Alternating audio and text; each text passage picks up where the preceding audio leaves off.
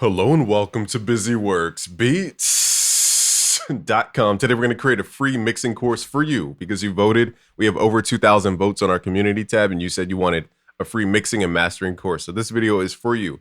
What I promise you in this course is to make mixing completely simple. We're not going to overcomplicate stuff. I will go into advanced topics, but I will make sure that I always lead you back to the fundamentals of something. So if I ever go complex, I'll lead you back to the fundamental understanding so I don't just talk way over your head.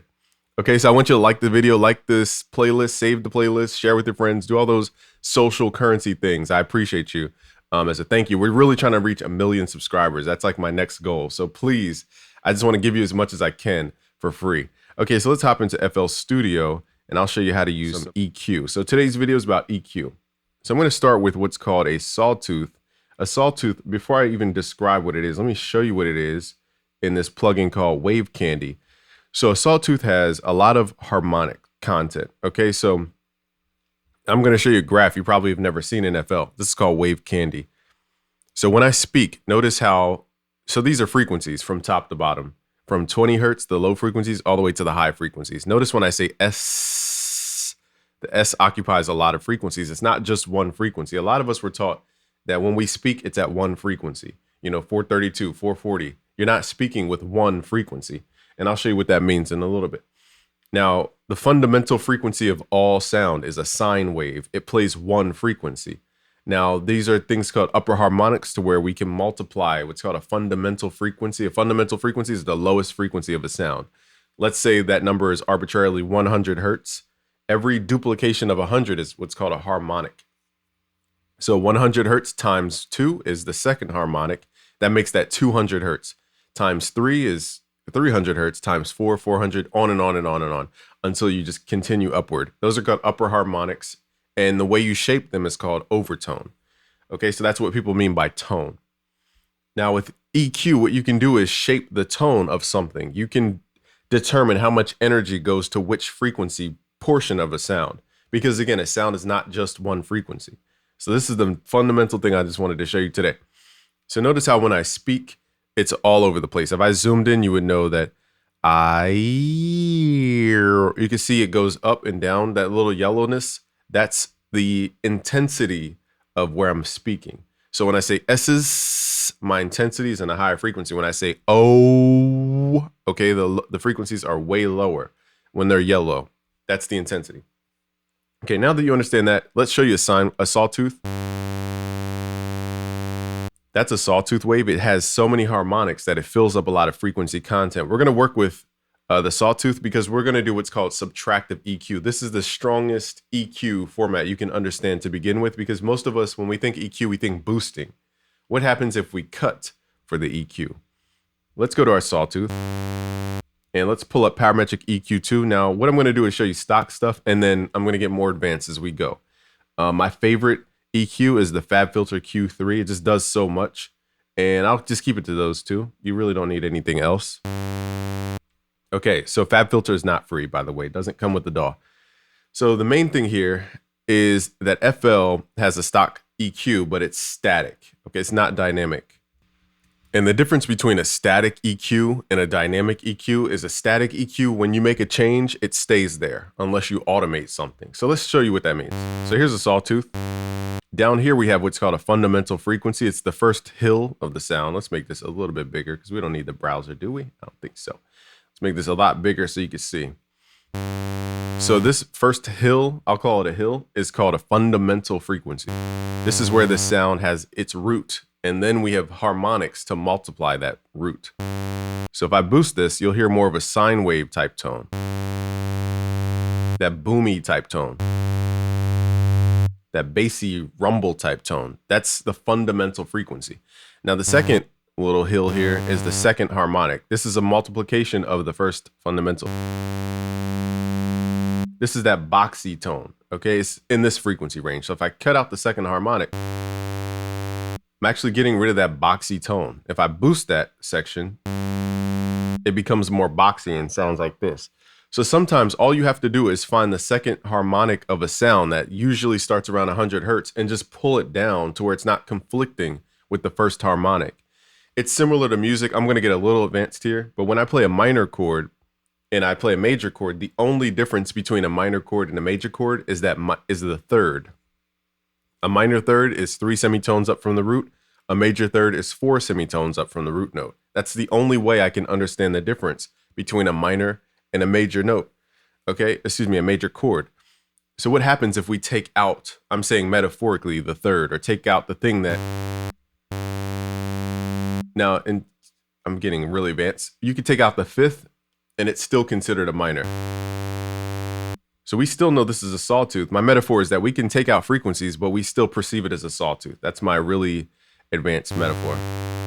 So don't be afraid to take out harmonics, because you could still get the image of a sound without collapsing the entire perception of the sound.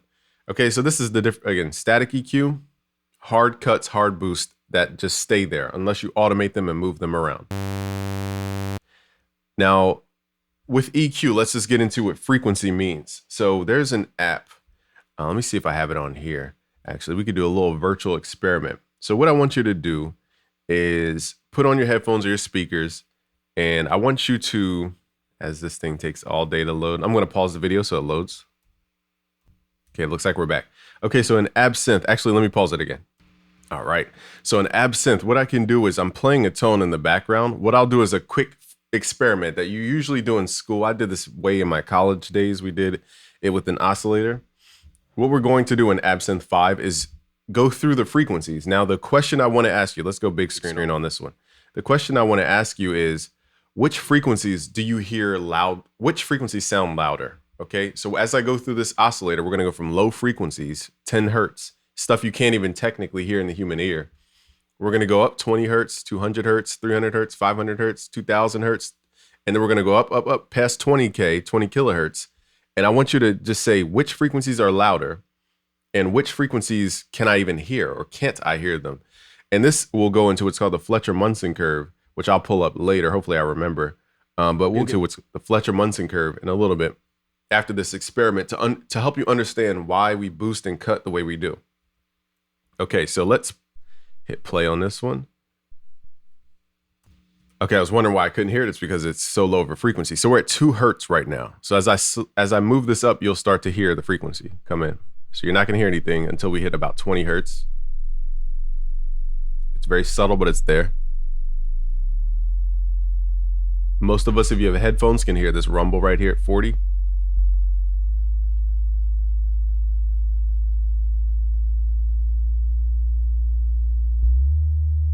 Now we're at 70. Notice it's getting louder. We're not changing the volume, but the sound feels louder. And I'll show you why.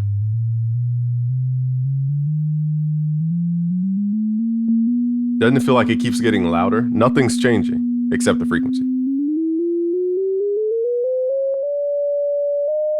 It keeps getting louder and louder and louder. Sounds like we tripled the volume. We didn't do anything.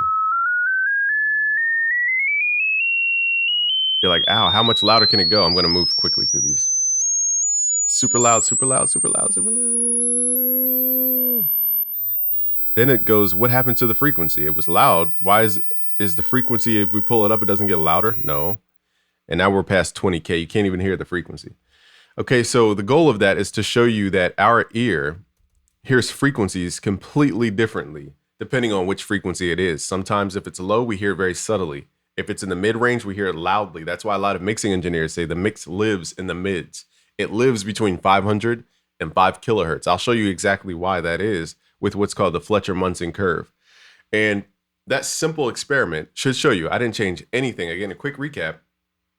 All I did was raise the volume from here upward. I didn't change the volume, the panning, or anything. It's just the frequencies, certain frequencies we perceive as louder because of the way our ear is built. So let's get into why that is. This here is called the Fletcher-Munson curve. What we experienced and what you just saw from raw data is that the low frequencies, you couldn't hear them, which means I have to turn them up in volume for you to hear them. So there's a certain threshold to where if I just turned up that 50 hertz high enough, you'd be like, oh, there it is.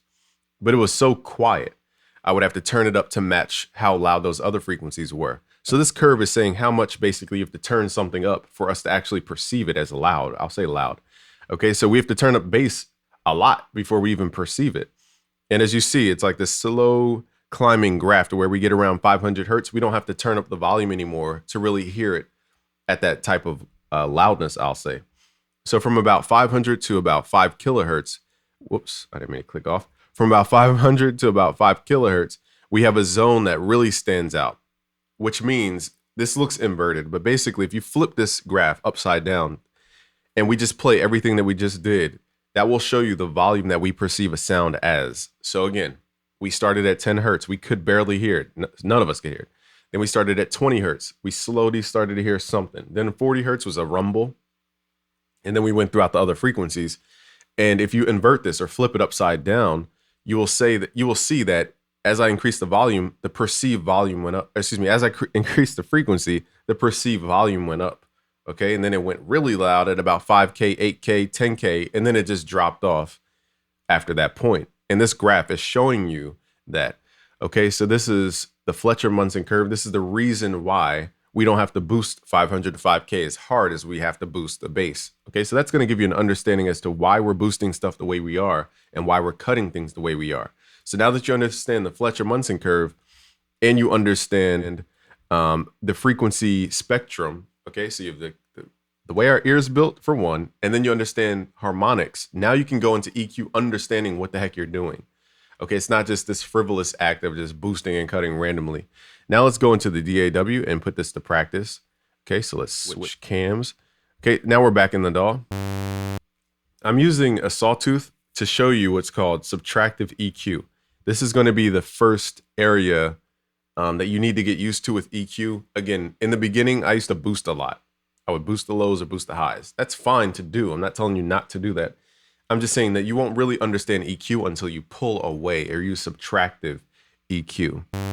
So again, let's do that same technique. Let's get rid of that second harmonic because we don't need it. If I boost it, that's the frequency it gives me, this, and I don't need that in my beat. It just sounds unnecessary.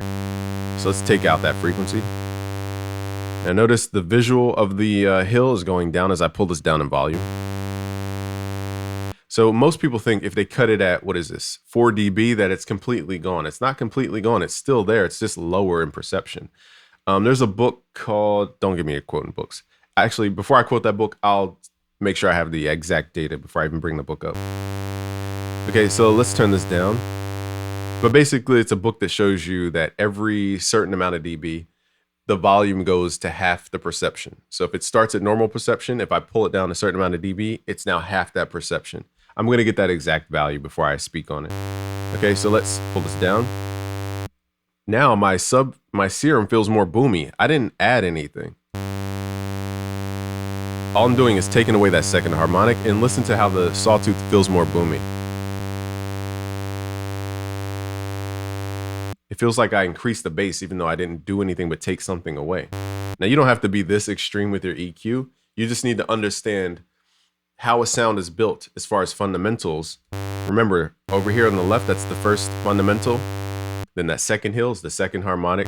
Third hill is the third harmonic, and it just multiplies all the way up. Now, different sounds have different harmonics, even and odd. You don't need to memorize this. The point is to understand that we're EQing out certain sections of a sound to rid fundamentals in general to change the tone of a sound. Now what we could do is boost up the lows. Now notice how I'm not boosting directly at that specific frequency, but it's affecting that frequency because of the gradient or the bandwidth, how wide that EQ curve is. It's actually affecting this frequency, but at a very subtle amount. So if I keep boosting this, it will slowly affect that fundamental frequency, but I had to boost this a lot. So what happens if I change this? Up top, you can left click and drag this in FL to change the shape of that specific point. Let's make this what's called a bell curve. So now it won't boost all the lows. The shape that we had before is called a low shelf. If you left click and drag this, it says a low shelf. And that means it's boosting everything below a certain point. That's called a low shelf shape. You don't need to memorize this, but just left click and change this to what's called a peak or a bell curve. So now when I pull this up, it zones in on a specific frequency range. And what I can also do is move the frequency with this knob in the bottom here. I can move it to more directly align with 100 hertz. Now remember, sound is not static. Sound moves. So let's say we move these notes around. Let me make this a little bit faster. So that's a realistic bass line. Now what happens is the fundamental, as I change notes, it moves from 100 hertz down to whatever, up to whatever, down to whatever. That's what frequency and notes are. They're different frequencies.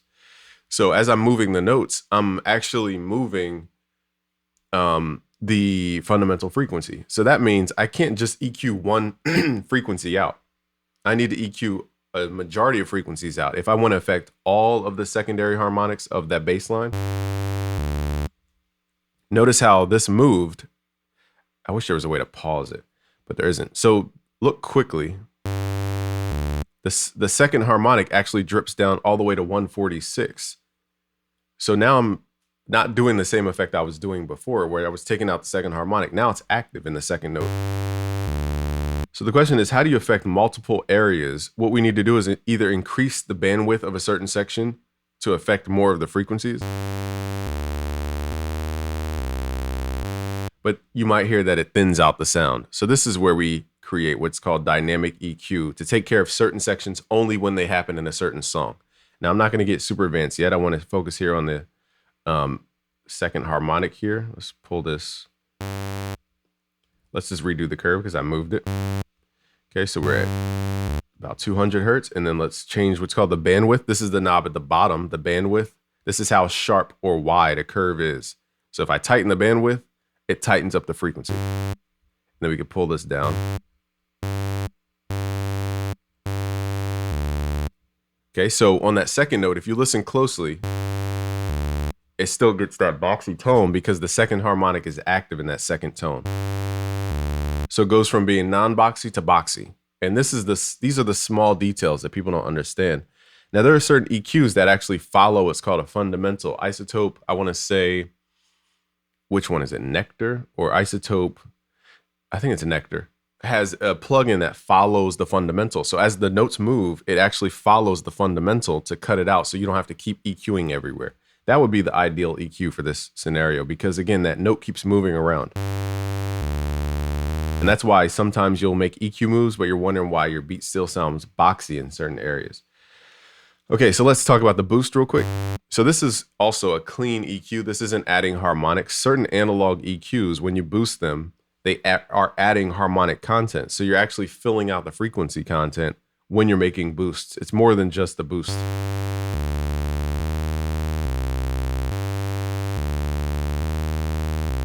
Okay, so how can we take this to a different level? I'm going to show you this now because I want you to see how far you can take it.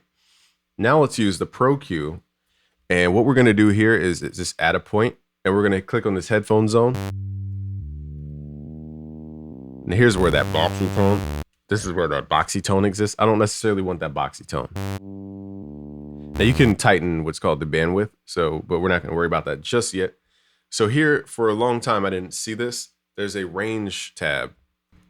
The range tab will basically pull out volume to a degree you determine. So let's left click this little thing around the banner, or around the knob, I meant to say, and pull this down. So let's say we want to pull out 6 dB at a certain specific point. Okay, so let's pull out 6 dB. Now I'm just showing you the advanced stuff you could do because this will show you the difference between dynamic and static. Static, remember, just focuses on one zone and it always cuts or always boosts that zone. What happens if we tell it to only pull out the volume when the notes are getting too heavy in a certain region? And that's why we're using dynamic EQ. So you can pull the dynamic range down. Let's tighten the Q so we're not affecting everything. And let's actually solo. I wish there was a quick way to solo as you're widening the Q, but let's do this. So now I'm going to sweep using my headphones to find that area where it's like this. Now 200 hertz, I don't want you to demonize 200 hertz. It can be a good frequency to boost on vocals too. But here's the frequency I don't like. 300, which is that third harmonic, but I also don't like the 200 spot. So what I want to do is affect both of those. So I'm going to widen the Q until we reach about 200 hertz, which we are right here. And then it fully affects 300 hertz. And then it also affects 500 hertz. So we're kind of chiseling out, but at a different gradient curvature. Now I can go in and set the parameters as to how I want this to react. So if I click this little arrow up top, I can set what's called a threshold. So if the sound goes above a certain dB level, or a loudness, I'll say, then the EQ will cut away 6 dB. So if I drag this down, you can hear it actually doing the work. So the yellow line is how much it's actually moving and cutting. The green line is what it can cut. Now the sound may sound thin, so now what I can do is move it around until I reach my sweet spot.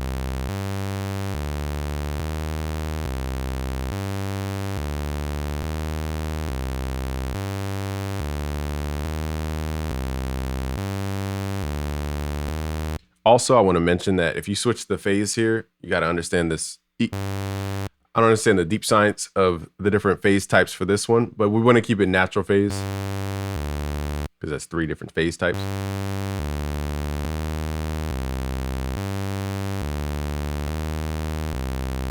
Now, to exaggerate this effect, I'm going to widen the cue because for beginners, they need to hear stuff exaggerated. So I'm going to exaggerate for the beginners. Let's widen this out.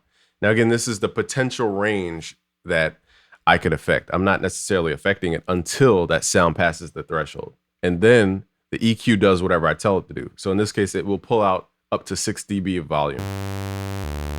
So let's sweep the frequencies.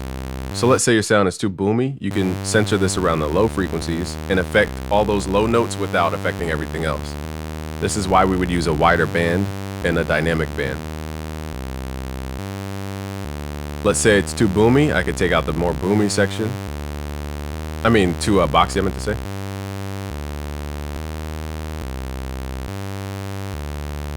So as I sweep, it's harder to hear cuts than it is boosts. So let's make a dramatic cut here. Let's switch this curvature to a high shelf. This means it will affect, whoops, that's a high cut, excuse me, a high pass filter. That's not a high shelf. High shelf usually has like a little fork icon. So like this. So now what I'm doing is affecting all of the frequencies above a certain point. Now, if those frequencies pass a certain threshold that I set, it will pull down the EQ. And this helps you shape what's called tone or upper harmonic content. So I'm going to sweep using this EQ to show you the effect of this. This is different than filtering.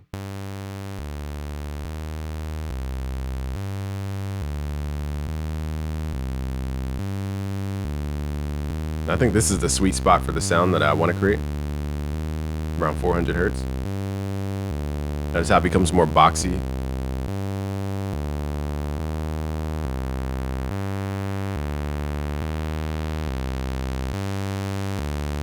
Okay, now like everything above about 10K. So what I'll do is I'll cut, instead of a high shelf, I'm going to move a little bit quicker here because this is just a personal setting and not a mandatory setting. Let's switch it to a bell curve. Let's widen out the range from about, what was it? I forgot. The frequency I like, was it 400? Something like this. And then let's add another point in here. Let's make this a high shelf and let's go in and boost it to bring back the sizzle of the sound. And also let's boost the lows. So basically scooping out the middle part of the sound. Now we've changed the tone completely. I wish there was an easier way to change the curvature of this zone right here, but oh, you can. Here we go. Okay, so I'm changing the way it scoops out the volume.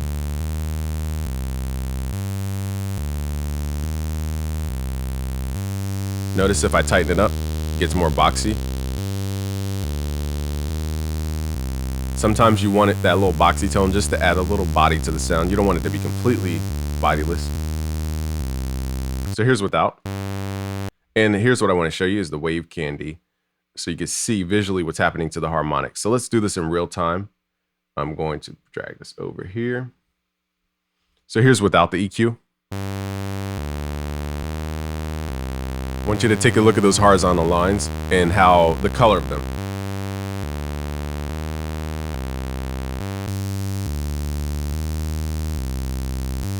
Now you'll see it got a little more dense. I'm not sure if that picks up on camera, but the top end got a little more red and the bottom end, you see it got a little darker. Let's do that again.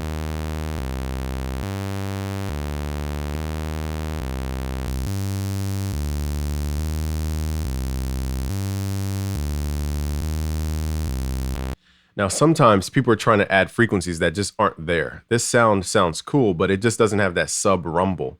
So I mentioned before what's called the fundamental frequency. Let's switch cams over to the big cam. So I mentioned that fundamental frequency sits at the bottom of a sound. This is the lowest frequency the sound generates. And then you have, harmonics, which are multiples of that fundamental frequency. So some sounds have the lowest point at, let's say, 100 hertz. It doesn't have anything below 100 hertz. So you could boost you till tears. You could boost 20 hertz, 60 hertz. Nothing's going to happen because nothing exists below 100 hertz. So what you need to do is add additional information underneath 100 hertz. This is where sub bass comes into play, or an 808 bass drum. And this is where you would do that complexity. Okay, so I'm just trying to help you understand that EQ doesn't necessarily pull out stuff that isn't there. What I would have to do in that case to make the sound thicker is add another oscillator. And I would have to tell it to be a sine wave in this case and be 2 octaves lower. Or 1, let's do 1. And now we have that frequency content below the 100 hertz. Let me turn off oscillator A. And some of you can hear that, some of you can't. So let's open up the EQ. And now you can see the bass lives, what frequency is this here? The bass lives at about 50 hertz and below. So remember, the sawtooth doesn't exist at 50 hertz. Okay, the lowest frequency it had was 100 hertz.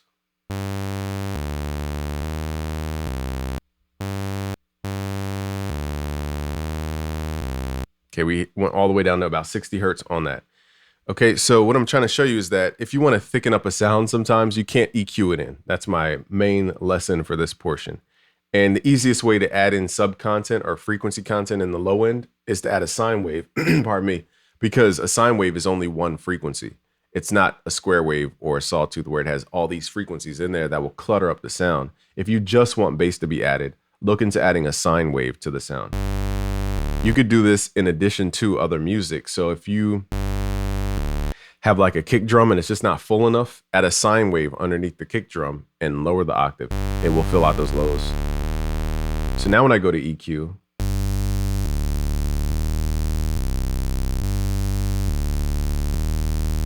sometimes you don't even need the boost at the bottom because you already have the kick. Now there's now I wish I had more time to go through the frequencies one by one, but the secret frequency is the boost. 60 hertz adds that rumble to your car, like that car shake feel.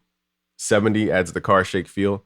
100 hertz is more of a bass, like it's a bass feel, but it's not a rumble feel.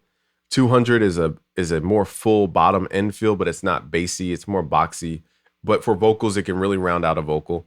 It's body. I'll call it body. 400 is also body. It can be a clutter zone. So from about, why am I like trying to describe this with my hands? Let me just show you. Okay, so let's use EQ2 just to make this simple. And this needs to get out the way. Okay, so from here to where we at? 60 hertz around here. Some people say 50. I found that it's 60 in my car. Okay, so around 60 hertz, this is where you get the rumble in the car. This is where you get the vibration. 70 hertz is also a secret frequency for that. 100 hertz gives you more like, again, bass tone, but it's not rumbly. Then 200 gives you that top end of the bass, that boxy, like this kind of tone. But sometimes it could be good for vocals. 400 also gives you like this boxy tone, but again, sometimes it could be good. I don't want to demonize these frequencies. What else is a key? 600 to 800 hertz is about a more nasally type sound for most people. You also want to take care of that because that can be where a lot of resonance buildup. Speaking of resonance buildup, I'm glad I mentioned that because in Pro Q, what you can do, let's open up another one, is what you can do is hold your arrow at the bottom right here. So if I keep talking, it will read the frequencies and it will show me where my frequencies have a lot of resonance, it's called. So I have a lot of nasal energy around 505. So if I pull this down, it's getting rid of that nasal energy. Now I'm exaggerating this so you can hear it. But once you get rid of that nasal energy, now if I boost it, you can hear that now I'm exaggerating. But it sounds very like ringy and just unnecessary, okay? Because I'm boosting it so much. So I can cut that out and it will change the tone of the sound. So this graph is showing me where frequencies are building up. And most of the time they'll build up around 800 or 700 hertz. A lot of buildup happens around 3K for a lot of female and male vocals when they're singing. And a lot of buildup happens around 250 to about 500 hertz Okay, so again, I know I'm moving quickly here, but 60 to 70 hertz, secrets for making your car vibrate. Maybe I'll make a chart or something that you guys can have. What was I saying here? 100 is the bass tone. 200 is the like boomy part of the audio. 500 is like the punchy part of the kick. 400 is like a boxy tone, but sometimes you need it for vocals. 700 is usually where you get that nasally kind of tone. 1 to 2K is this is where you can actually, let me do this on my vocal. Why am I sitting here explaining this and not doing it? Duh. Okay, let's do this for the third time. Okay, so the boominess, this is if you want that radio ready voice, you boost up your low end right here. And remember, you would need to boost heavier because our ear can't hear bass as easily as it can hear other stuff. So sometimes you would have to boost this pretty heavy to even hear a difference. Okay, so this is how you get that radio low end that's shaking your car here at busyworksbeats.com. I need you to go ahead and not turn that dial. Okay, so that's the radio effect. Then you have 100 hertz, which is, I wish I had a bass guitar ready, but I don't. So this is more of usually the fundamental frequency of, in this case, a male voice. Okay, so that's where you get that fundamental frequency if you want to boost that up. 200 hertz in this case is going to be that boxy tone. So it's more of that type of sound. You have to ask, do you need that perception of the room or do you not need that? In this case, we don't need that. It doesn't add anything. It just makes it warm for no reason. I don't want a warm sound. So I'm going to cut that. Okay. And that's boost up the lows to give us a radio ready type voice. Now, this is not an EQ by any means because I already have another EQ doing stuff. Also, what I meant to mention with EQ is for vocals, most of the time you have what's called a high pass filter or a low cut, which gets rid of all the frequencies. Because if I have my EQs off, and you'll hear this a lot with other YouTubers, they don't do this. So when they rumble their mic or like hit their desk, you hear all that rumble in your microphone, in your headphones. And that's annoying. People don't like that. So you want to cut out that frequency. That's really low frequency stuff. Let me turn off my first EQ. So here's what the EQ sounds like just by itself. Okay, so I notice how I have that radio ready sound, that low frequency boosted sound. It's exaggerated, but it's rounded because again, lows need to be boosted a little bit harder than the highs to really be perceived. And this is how you get the car to shake. Remember, the goal of a radio show is to have their frequencies rumble the car so that you're engaged more. They want you to feel the audio quite literally by shaking the car. And that happens around these lower frequencies. Notice how I'm boosting 80 to about 60 hertz, somewhere around there. Again, this low cut, you can switch what's called a dB per octave. This changes the harshness of the curvature. I'm going to move this to be about, let's say 50 hertz. It's just cutting off that rumble again. So if I hit my desk, you're not hearing all this excess rumble. There's no, okay. So I'm cutting out because we don't need so I'm cutting that boxy tone. Now around 400 is again where you find body in most vocals. My vocal's a little bit deeper than others, so this is what my 400 sounds like. My 400 sounds like more like a whiny, resonant-y sound. So I don't really need this. It doesn't add anything to the vocal. I don't need to overly cut, but it doesn't add anything either. So what I'm going to do is set this to be dynamic. You don't need to do this. I'm just going to make it dynamic so that if it gets overwhelming, then it will cut back. But I'm going to leave it as natural unless it gets overwhelming. And that way we could do that. So you can pull the range down right here. Let's pull it down to about 3 dB. So if it ever gets overclawing, you could pull that back. Now here, do we make a cut? So here, yeah, we made a hard cut, but I'm also going to make this dynamic as well. So it's a cut and it's dynamic, which means if it goes past a certain point, it's not only cut, but if there's more energy that I missed, it will also pull this down 3 dB. Sometimes you want to pull it harder. In this case, it's not a performance take, so we don't need to make it super clean. Okay, so from here, where are we at? 400 hertz is our dynamic curvature. Is this turned on? Oh, that was from earlier. I think that was from earlier. Okay, so we're at 400 hertz. Okay, let's keep sweeping here. So let's notice now what I'm going to do to be fair is widen the bandwidth so that we're perceiving more than just that frequency. Okay, so now you can hear this is that nasally part of my voice. It's that nasally, that type of sound. So again, not necessarily pleasant. So I'm going to pull this down and make this dynamic. Everybody has a different approach. I'm going to make mine dynamic because I want it to be there, but if it gets overwhelming, I want to pull it out. And that's the difference between a dynamic EQ and a static EQ. Static EQs force you to either pull it all the way out or boost. Okay, let's keep going here. Now we're around 1K. or once you reach 1000 hertz, we call it K. So K stands for 1000. So 1K, 1 kilohertz. That's where I get more of the presence of the vocal. I like that. Let's keep sweeping. Okay, so 2K, I'm getting a lot of that presence in the vocal. Doesn't sound bad, sounds good. So I want to boost both 2K and 1K. So how do I boost those both? But before we get to the answer, let me show you more. So 3K is usually where I have a lot of. You notice that's that build-up sound. So this is where I want to take care of. So I'm going to set this to be dynamic, and I want to pull it out about 3 dB. So if it gets overwhelming, it will take care of that zone. Now in this case, I want to make sure the bandwidth is not super wide because I just want to take care of 3K to about 4K. That's where it gets very heavy sometimes with resonance. Okay, so let's keep sweeping. Sounds very bitey and very present. Is it present? I was trying to say it without the filter. Okay. And then you get into like the granular high frequencies. Okay, so what I want to do is boost from 1K to 2K and then also boost 10K up. So let's make a bell curve to boost in general. Now I'm making a cut and a boost at the same exact time. So I'm boosting my vocal at from about 600 hertz all the way up to about 4K. But also if the frequency gets too heavy around 3K, it's pulling down. So I'm boosting and cutting at the same exact time. And this will help you boost an area you like, but also take care of a problem frequency. And then what I can do is just create one last thing. I'm going to call this a high shelf, and I can boost this to create that sizzle in my vocal and open the vocal up to make it sound really tall. When you have speakers, you'll understand this. High frequencies just seem like they're higher in the room. Lower frequencies feel like they're lower in the room. So this will literally open up the image of a vocal to make it feel taller by adding this high frequency here. So this is a quick curvature of what you can do. Now here's before. This is the before vocal. Now my vocal is pretty clean because I don't have a lot going on. I have a Shure SM7B and it has this thing around it, which prevents a lot of the background noise. So I'm not trying to fix a lot of error going in. I'm just trying to enhance and take away stuff that I don't like about the voice and not the environment. Because when you're recording both your voice and your environment. So now with the EQ on, I just have certain things exaggerated and certain things pulled back. So now you get a different type of tone going into my voice. And then from here, you would add it through your compressor or do the compressor first and blah, blah, blah, blah.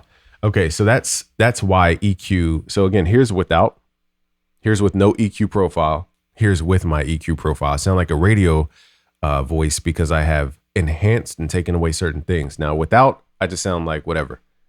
Okay, so with EQ, you can shape what's called the tone. And that's the goal of the EQ. I think I've given you guys a lot to chew on. If you want to learn more, go to premium.busyworksbeats.com to learn more. We have a bunch of free courses and you can learn a lot. And just go to premium.busyworksbeats.com. I'll leave a link below. Don't worry. If you're new here, subscribe. We're trying to reach 1 million subscribers. Like the video, share the video with your friends.